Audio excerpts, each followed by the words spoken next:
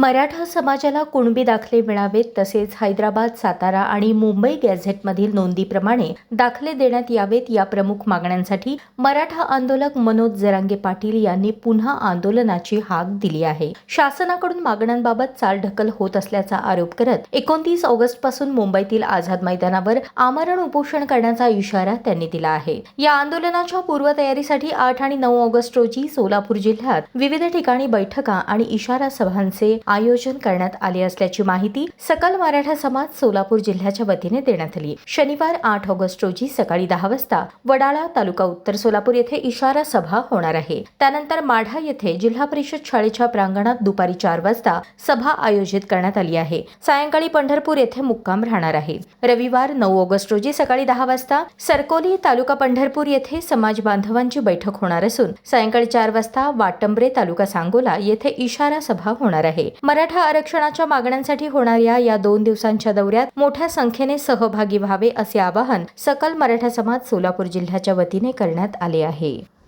संघर्ष योद्धा मनोज दादा जरांगे पाटील 8 ऑगस्ट वार शनिवार रोजी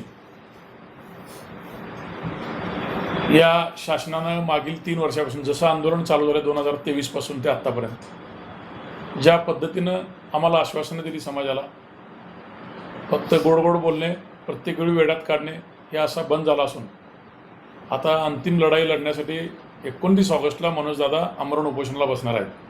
त्याची पूर्वतयारी म्हणून पश्चिम महाराष्ट्रातल्या दौऱ्याचं आयोजन करण्यात आलं असून त्याची पहिली सभा सोलापूर जिल्ह्यातील 8 ऑगस्ट रोजी शनिवारी सकाळी 10 वाजता वडाळा येथे होणार असून दुसरी सभा 4 वाजता माढा येत आहे.